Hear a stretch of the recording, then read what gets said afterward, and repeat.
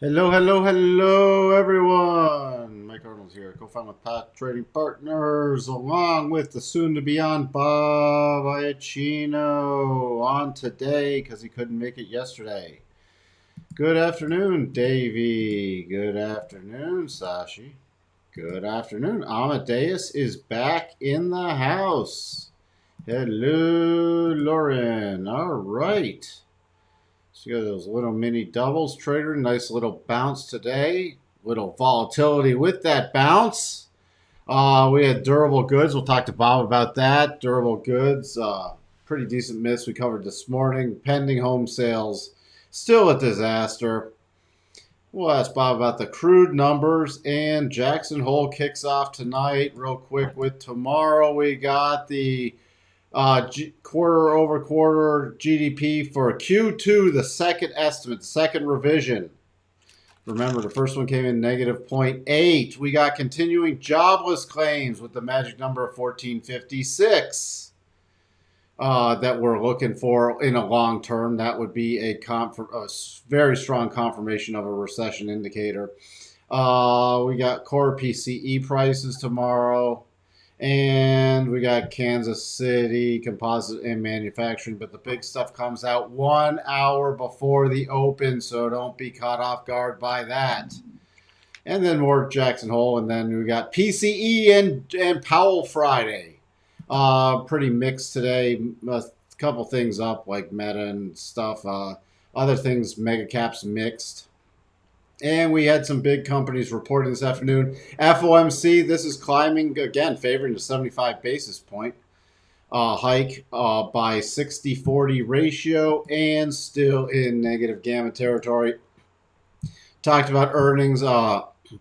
Nvidia, which also guided lower next quarter and should be taking a hit. There's that potential double. Salesforce, we'll check it. We can check in on that. Snowflake, Autodesk.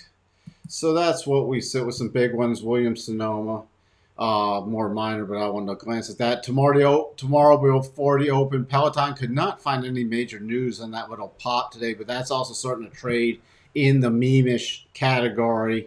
And Dollar Tree and Dollar General, which I actually am interested in from a consumer standpoint. With that, hey Daniel. Nvidia, yeah, big mix. We'll get to that chart. Josh, hello. Hello, George. Let's bring on Bob, the Bob button. Oops, that's a subscribe button. So if you haven't subscribed yet, please do because I just hit the wrong button. And like the videos. Now we get to the Bob button. Who's eating? I'm eating. You don't eat when you're on TV. I have done that, yeah. You have? I have, yeah. It's kind of frowned upon, but I was going to say, I don't really give a shoe. You don't give what? What are you eating? I was eating a crappy protein bar. I'm trying to get rid of them all. Did they melt with the AC out? Those sweet taffy ones. Oh, no, I would have loved that. Let's The see. AC out was brutal. Absolutely brutal. Lauren says, "Hey Bob, What's up, Lauren? so what would you like to chat about, Bob?" What do you want to cover first? You want to cover durable goods? You want to cover crude oil? You want to cover what I think will happen at Jackson Well, Hole? let's cover. Well, durable goods happened today, so let's hit that first. PC deflator. Go ahead. Let's hit what already happened, which first off would be durable goods. Yeah. So durable goods, you already showed it better than expected on the X transportation number. So that basically means X airlines, right? People ordering a plane, for example, a little bit better. There was a dip in airline orders.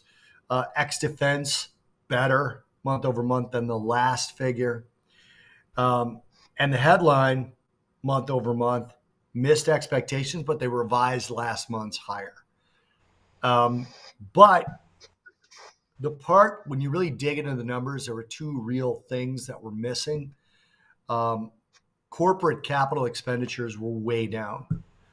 They were offset to a certain degree from the view of the number itself. They were offset to a certain degree by consumers having bought what I consider to be their last round of durable goods from the home sales that were still strong months and months ago. 0% financing is disappearing. Prices have risen. Stores discounted because they had actually stocked up on inventory, anticipating further supply shortages. They didn't anticipate necessarily a demand collapse, which it seems to me like we'll be seeing in the future. Now, pending home sales. Let's talk about that a little bit. Pending home sales was better than last month, okay? Down 19.9%. But last month's was revised lower to 20.2%, down. Month over month, down 1%. Forecast was for down 4%, but they revised last month's worse to down 8.9%. Now, the interesting thing about this is pending home sales, very much like the why question in the hierarchy of questions for traders, pending home sales to me is the weakest in the hierarchy of home sales figures. You've got the housing price index, you've got new home sales, you've got housing starts. Housing starts goes to what the inventory is going to look like. Home sales, obviously the case Schiller, that's obvious. Home sales, are prices going up or down? Existing home sales and new home sales, those are actually sales, right? Pending home sales, contracts that have been signed. So that includes people who may not actually get the loan. They may not get approved, right? They may be taken off the buyer contract by a builder.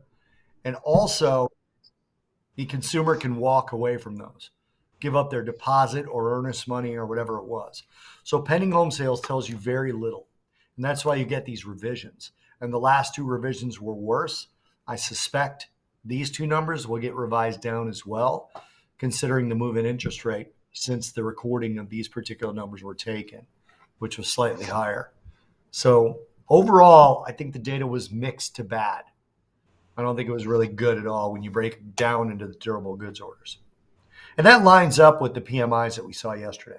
The PMIs, the S&P PMI, important to know that those are small to medium-sized businesses. That's from yesterday. Basically, everything was awful except for UK composite and UK services.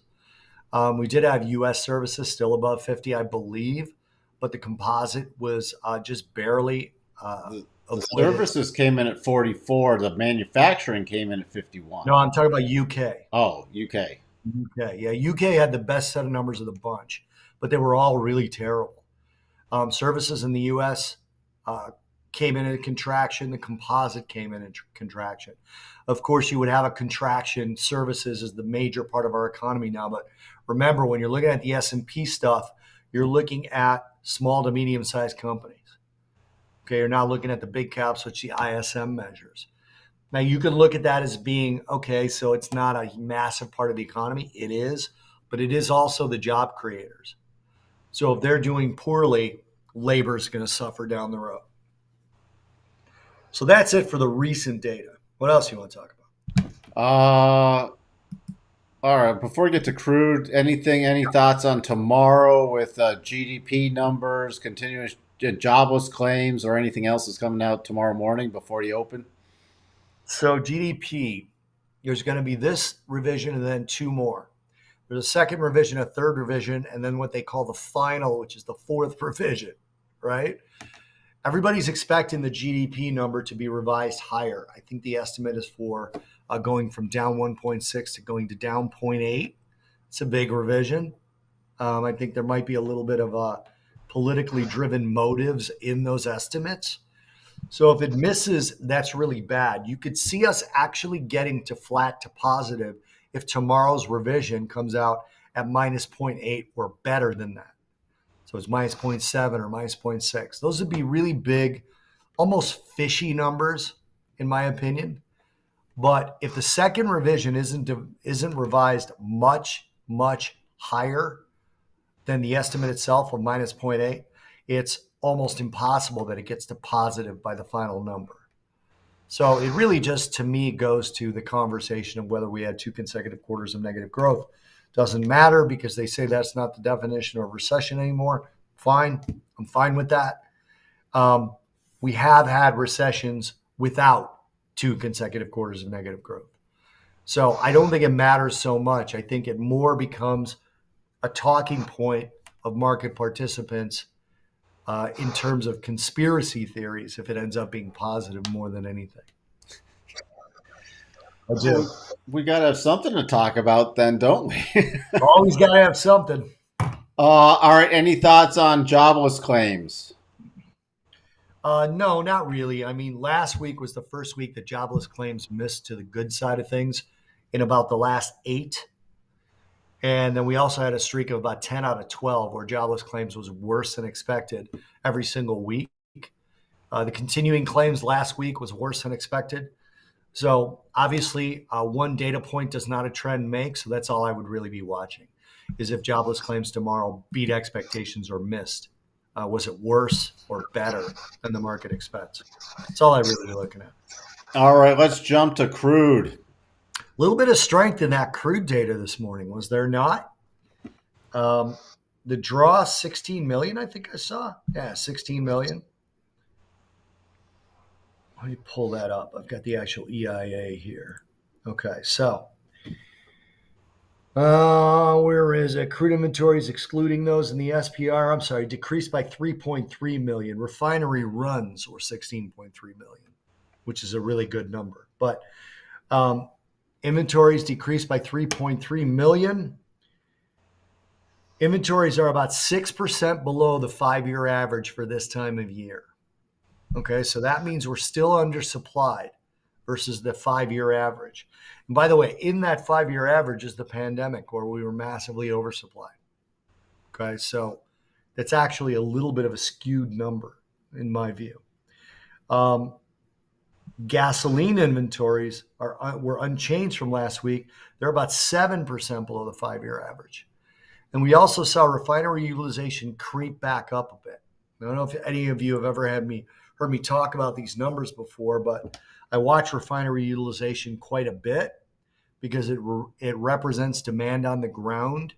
And we're getting close. We're not there yet, but we're getting close to what's called refinery turnaround, which is when the refinery shut down big pieces of the apparatus in order to retool for winter blend gasoline. They haven't done that yet. And we dropped 2 weeks ago from 94.3 to 93.5, meaning that demand had slowed ever so slightly. And we saw that in the data. Gasoline demand from July 2022 was lower than July 2021. But we crept up a little bit here today, so that shows a little bit of an uptick in demand. I'm curious to see if that's a trend, because if it's a trend, it's likely to drive prices higher in the short to medium term. So short term, do you see the crude rallying continued? We tapped on the 200 again from the underside today. I still am overall bearish crude oil, but I'm bearish to neutral. I'm not all out bearish anymore. We've obviously got that double, but we don't have a clear path trading into it. We don't have a clear we are reversing a down move, but it's a very choppy one. So the path higher to me is a very choppy path higher. I suspect it was interesting this week, by the way. OPEC's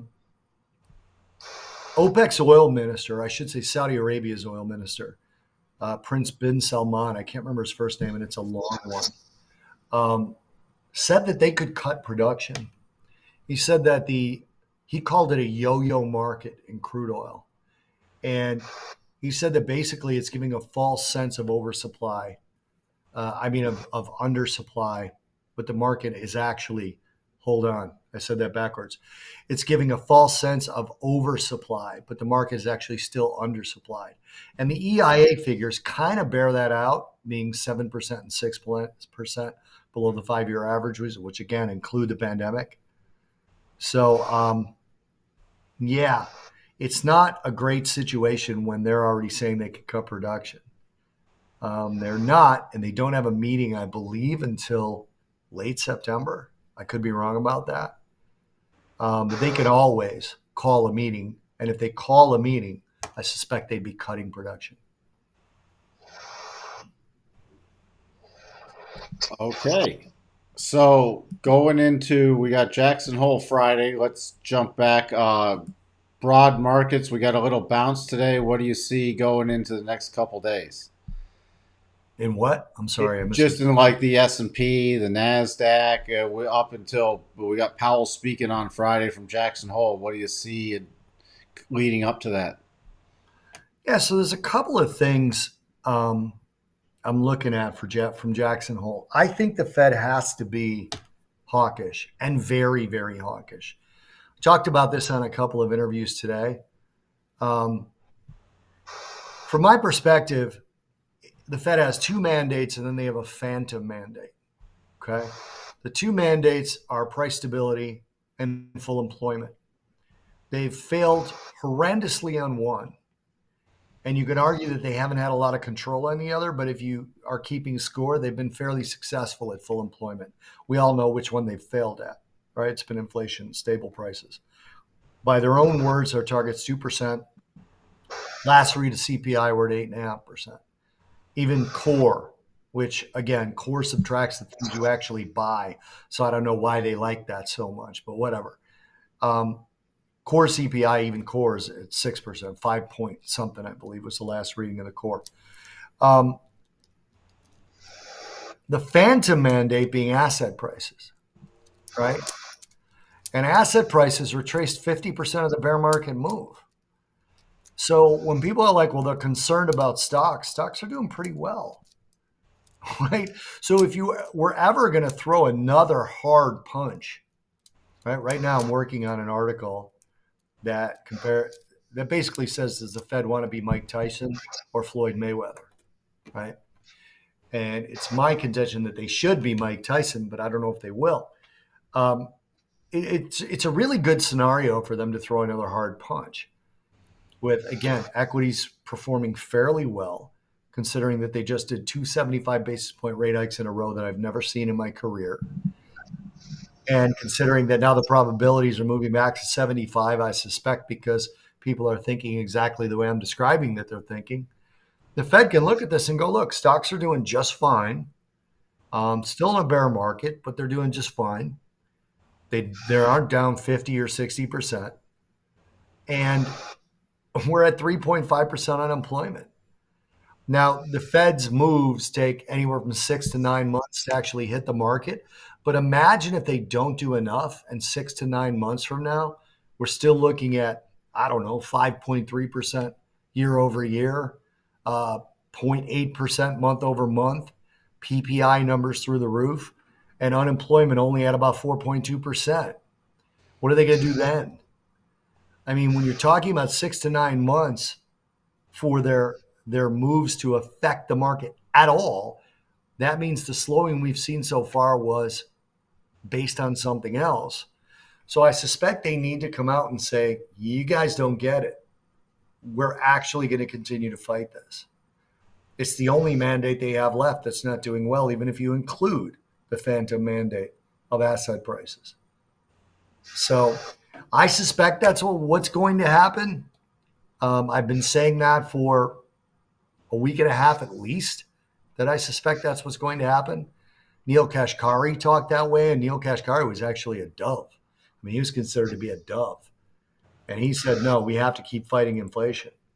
So, yeah, I don't know. I mean, that's what I think is going to happen. And I suspect the market's going to react, I don't want to say violently to the downside, but to the downside.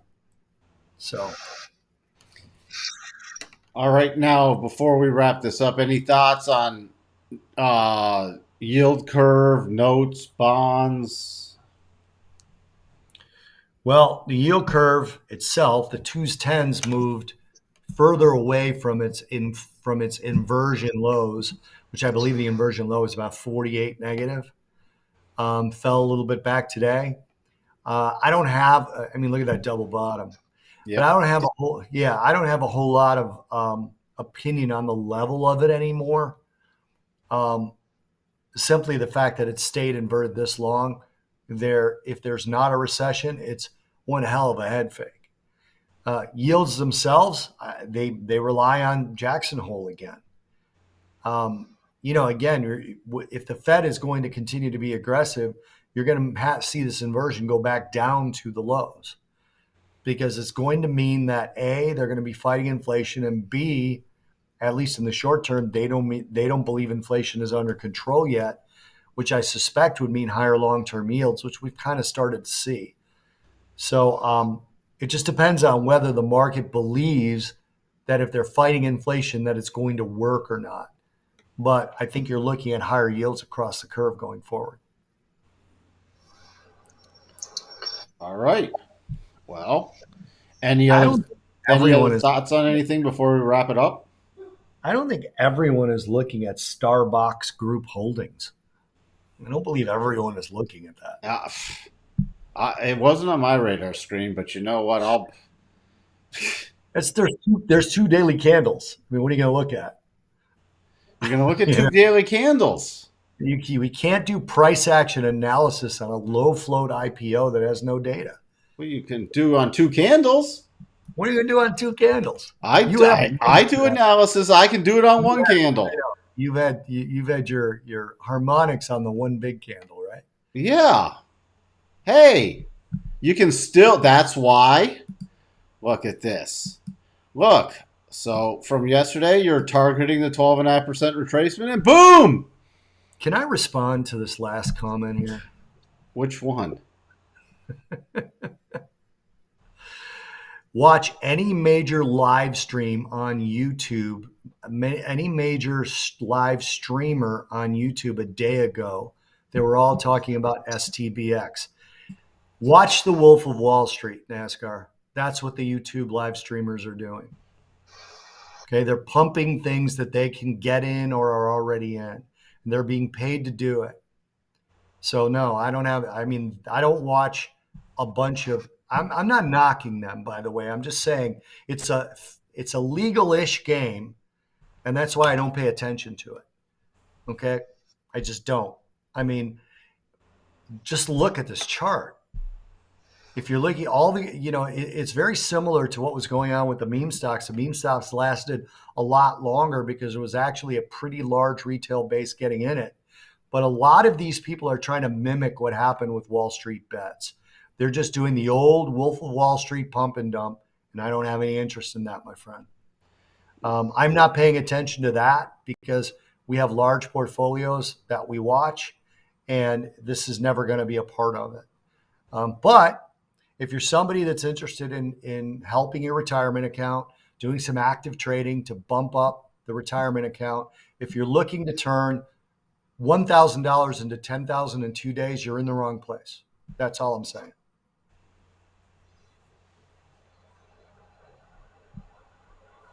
I think you're looking at the wrong radar screens, NASCAR. It wasn't on a lot of major big players' radar screens. It was on YouTuber radar screens. Yeah. It wasn't a lot of radar screens. And there's a big difference between the YouTuber community. We just happen to be on YouTube. I think we're a counterbalance point to most that goes on YouTube. Because, look, there's plenty of channels. If people want to go and learn about STBX or others, why we don't pump meme stocks. You can go there for that. And by the way, NASCAR, I hope we don't lose you. I like you. You've had some really good input in this channel. But when you just look at this pattern right here, okay, that's not something I want to tell people about. I really don't. Because the vast majority of those people will get in somewhere near that first candle and will pray that things turn around. They won't have a strategy behind it. The vast majority of people. I'm telling you, I used to follow a guy. I didn't used to follow him. I used to know him. I used to know a guy, and I really am uncomfortable saying his name, but this was 7, 8, 9 years ago. He asked me to come on his channel, and he asked me to be one of the people on his channel. And all he was doing was screaming and yelling about the trades he had and he would charge people. Okay, now it's YouTube. YouTubers can make money off of just views. But back then, you weren't able to do that. You had to charge for the channel. So he would scream and yell about all the money he made. I hope you're still in here, NASCAR. You might have closed out. But he would scream and yell about all the money he made. And then people would join, and they would pay him $350 a month, and he'd get like 1,000 people. Okay. And he would take that money, he would dump it into his trading account, and they would do all kinds of high beta trades. And he'd make money on a handful of them. And then people would re-up the next month, and then he would get wiped out, but he wouldn't care because those people would never quit watching him. They would just keep paying, hoping they would get their money back. So that's, in my view, looking at this kind of a chart, that's what these YouTubers are doing. And I'm not trying to pick a fight with anybody. It's just not what we do. It's not. So I hope we don't lose you. I thought you had some good inputs on some major subjects. We may have lost you already. I don't know. But I hope we don't. But again, I mean, if you just, there's just too much crap out there, like all the people who from last week in BBBY, that are trapped. And this is where they turn into diamond hands. Oh, well, hey, I got to keep holding it, hoping there's going to be another pump before it goes into reorganization. Yeah. This is just a modern day version of Wolf of Wall Street. It's what used to happen on the pink sheets all the time. Yeah. Yeah. That's why I refer to these. The meme stocks are literally, most of them are pink sheet stocks. And if you look, even BBBY, it's why the first thing I glance at, what's the P to E? Oh, guess what? There is one. There isn't one. Guess why? Because they make no money. I don't know. Did we lose NASCAR? Can you see if he's still in here? Yeah, I haven't seen another comment. I don't know if you can see who's watching or not, but not easily. Yeah, I'm not knocking it, but I am knocking it. I'm just saying it's not for us. It's as if you're, I don't know. I don't even know of a good comparison. Okay. It's just, there's just so much information, like all the stuff that was put out with the wrong information about the AMC and ape shares and everything else on YouTube by YouTubers. See, you want to respond? I really, it was a 10x mover if you were in on the move, but the vast majority are not. Okay? The vast majority of people get in after the fact, NASCAR. I'm sorry. They do. You can look at the actual official volume stats and you'll see that. All right, you'll see the biggest volume spikes on those highs. And we can't promote that, man. We just can't. It's not what we do. And also, it's a crapshoot. Like, when you say I applied for all of those tickers days before the debut, based on what? What made you buy Starbucks Group Holdings? If it was because all of the YouTubers were talking about it, it's not something we do. Okay? Because they're in earlier than you. Most likely, the high volume YouTubers, the people with tens of thousands and sometimes hundreds of thousands of viewers, the companies give them shares before you get them. Okay, they do. It's not illegal to do that, by the way. Not illegal to give somebody shares as a promotional payment. Now, it probably will be soon down the road. It's not illegal. A Network One financial underwriter, they haven't had a bad debut since CPOP. So you're looking at 1-2 days of moves as a good debut. You're calling STBX a good debut? I mean, I understand if you got in before it was released, fine, it was 10x, 50x, whatever. How many people are trapped? Look at how they just dump it the minute it's happened. When Facebook had their IPO, they IPO'd somewhere around $18, $19, ran up to 38, collapsed. For years, people were saying what a crappy debut it was. We're just talking about different things, bud. We're just talking about different things. That's okay. It's all right. It's like steroids versus just getting in shape. I'm good with it.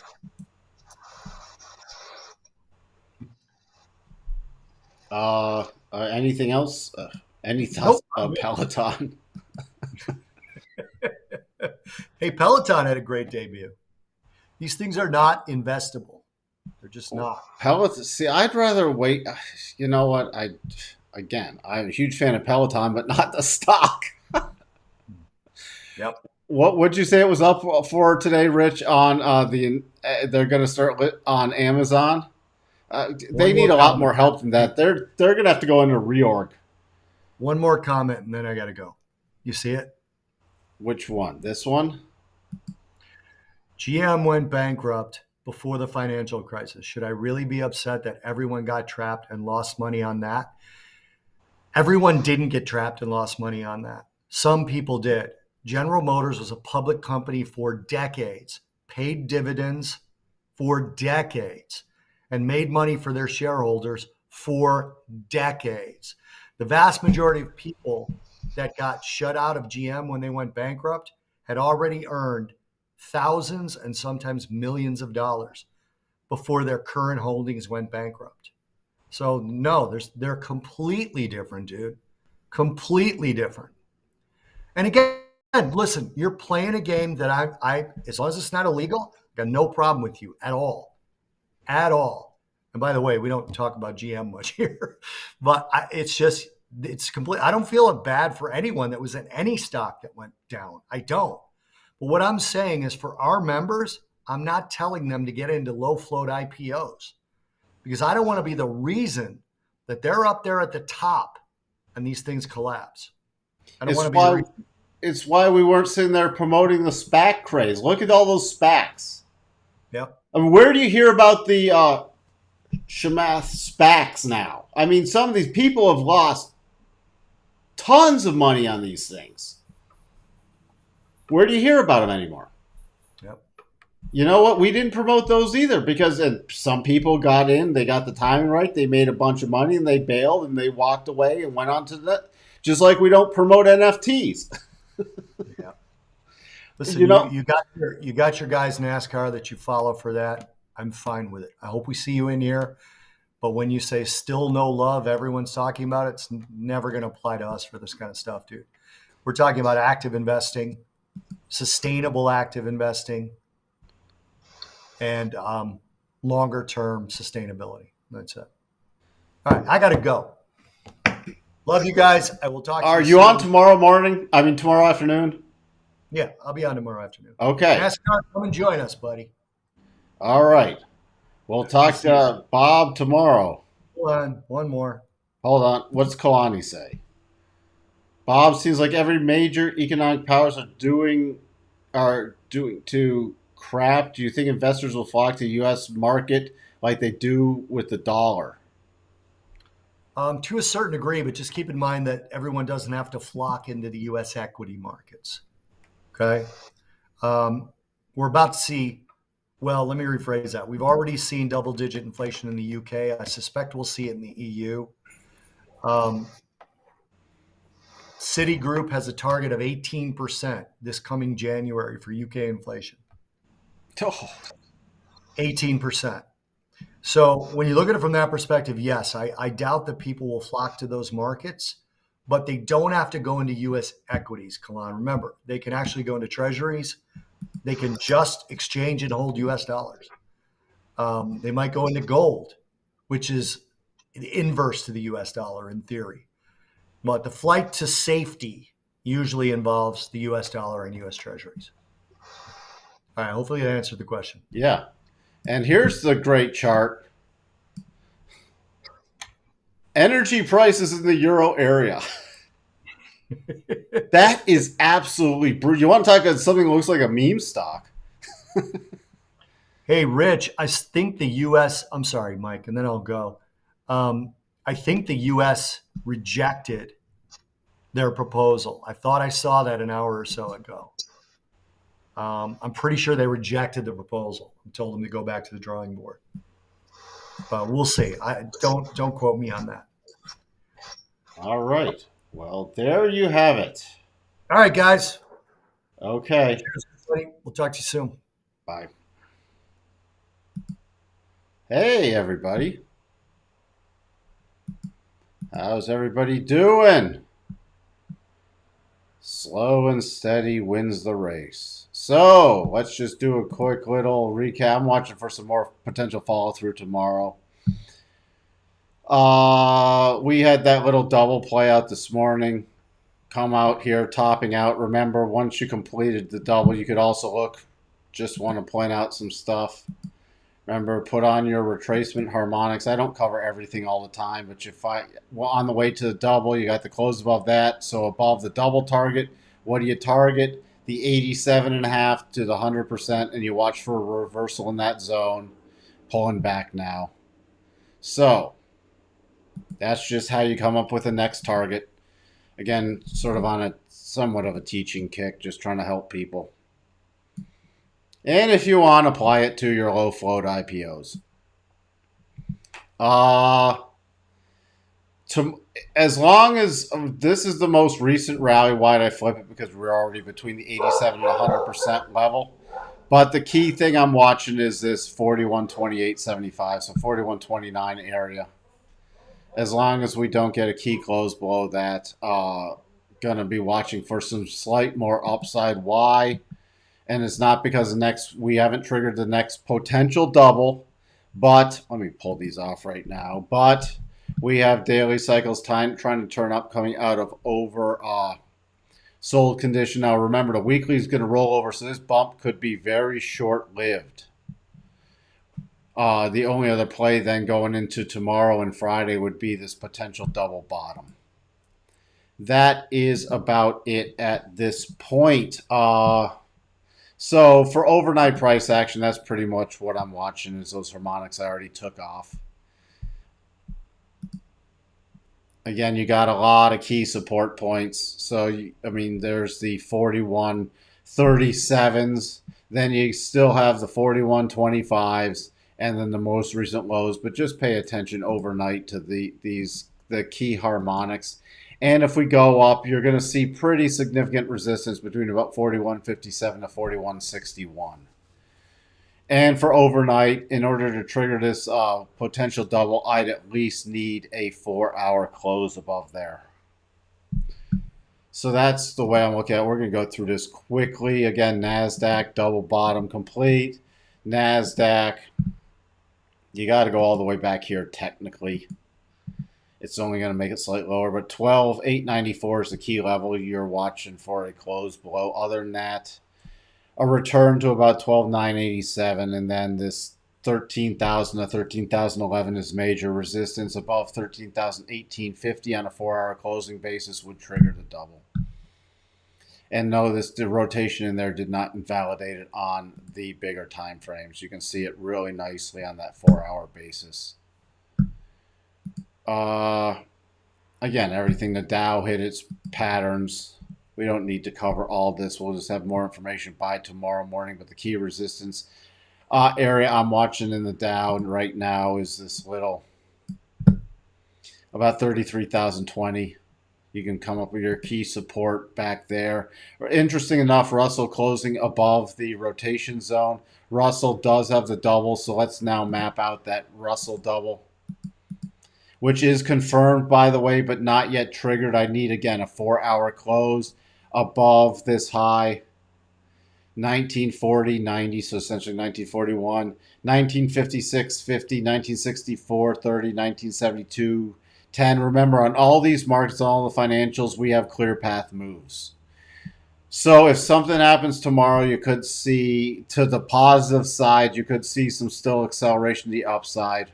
Or if Powell comes out too dovish on Friday and we get acceleration to the upside. Or just don't be caught off guard because you have a clear path move and you have a pretty big vacuum in here.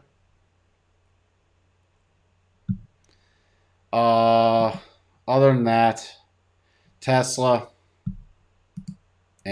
we filled that gap I was watching for. It got rejected from that price. The double top is still valid. We'll take a look at that tomorrow morning.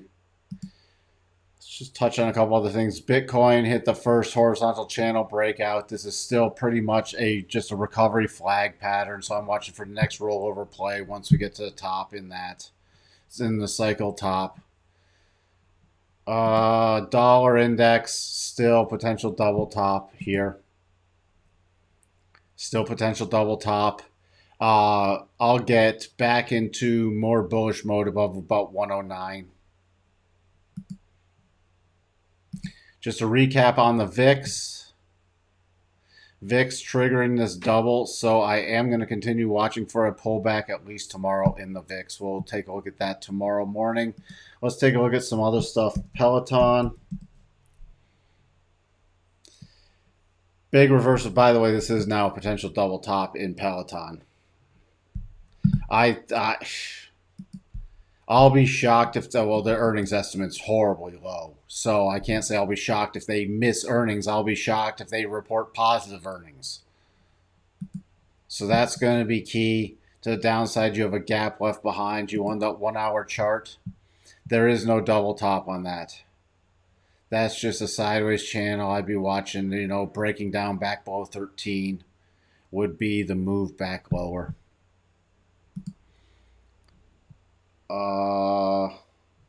Let's check on, Nvidia. Remember, I am long-term bearish. This move is probably going to trigger that double. So we're going to get the double even on a gap fill. I personally would be targeting the rollover play for an eventual retest of the lows back in July. So that's why I'm watching this as long as this opens tomorrow. I mean, right now it's trading into that double territory. So even if it rallies, I mean, it's probably going to trigger anyways. They really slashed forward guidance with the, earnings don't look so bad. They beat by a penny and revenue, but they slashed by over $1 billion forecasts, which is substantial. So that's what it's trading at. If we just look at this, they beat. Why is it down? Because we're seeing this a lot now. We're seeing major guidance slashes. So that's a couple other things. Autodesk up, but I'm going to be watching for a gap fill. Autodesk did beat. I don't know if I did not see if they gave guidance on that. I'm going to be watching for an eventual gap fill play in this or a potential double top on a continued rally.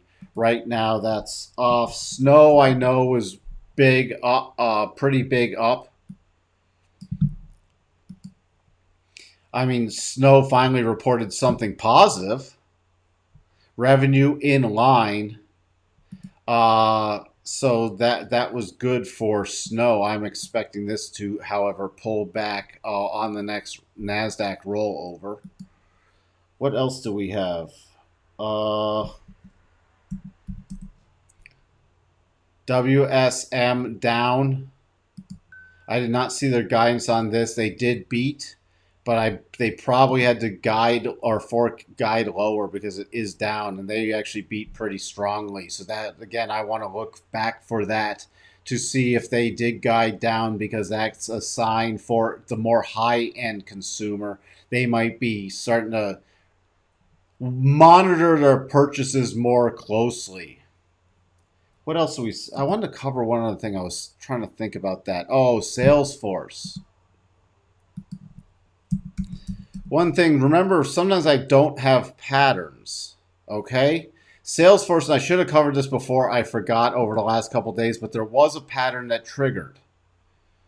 So this is the difference. When I say sometimes I don't have a pattern and it's a crapshoot going into earnings, because there's no pattern. So it's literally a crapshoot going into earnings. Salesforce did have a pattern. Triggered back on the 22nd. Today gave a nice rally, so you could easily get in at proper reward to risk, and the probabilities even going into earnings favor a downside move. And here were the targets, and you got a huge gap down. Now, the other thing, if this does, I know somebody's going to ask me. If they don't ask on this, they'll ask me because they watched it on the replay. What do you do if it hits the target after hours? You take profits. You don't have to hit an already executed double. If it hasn't executed during the day session, I am hesitant on executing them because you can get exaggerated moves, but this executed and gave multiple times to get in. Multiple times to get in, and if it hits the profit target after hours, then you take your profit. So you can have a resting order in there. Okay? So that's where you sit. Already hit the first and second targets. Just a little point of clarification with that. So that's the difference between having a play going into earnings versus having no play and just, all right, what is it? Are we gapping up or gapping down?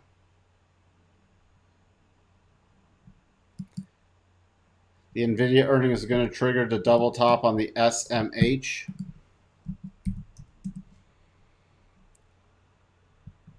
Yeah, that'll probably, unless it bounces back. But you already have it confirmed, just not yet officially triggered. This close was just above the trigger point, so it's confirmed because it's traded below it, but that's going to trigger. So I'd watch if you were going to play this to the short side for a little bounce move, and then then the rollover play.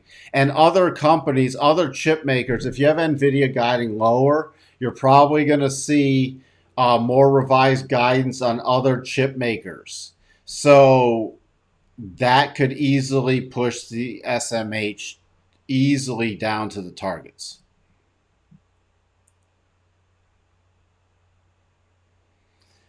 All right, that gives enough information for today. Remember, you got Peloton earnings tomorrow. I'm really focused on Dollar Tree and Dollar General. That's going to be interesting to see how they come in. And we will be here 8 a.m. Central tomorrow morning to start looking at everything and setting ourselves up for the price action tomorrow. Remember, some big numbers. We'll be here at 8. Big numbers coming in at 7:30 Central. And then we have to really prepare for Jackson Hole Friday and PCE Friday. Did I misread that? On Snow reported a negative EPS. Did I misread it? If I misread it, I thought they reported a positive 7. I'll have to scan through my news feed because I don't have it up here. But let me know if I was wrong on that or if the numbers are wrong on this platform, because that's where I was reading it from. Because I'm just scanning through stuff real quick and I don't have it in front of me. So let me know if it's actually negative. Okay, TradingView is wrong. Thank you. So they're gapping up on so it still was not positive earnings. So this is just, again, your play because it's snow. What would be targets be for anybody interested? Oops.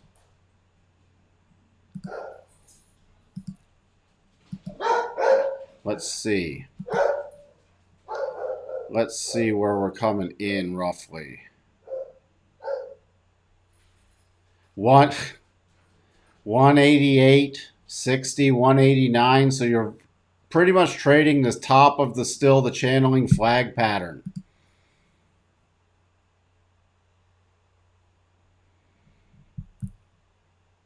So we'll see. I'll be watching for the rollover play in that again also.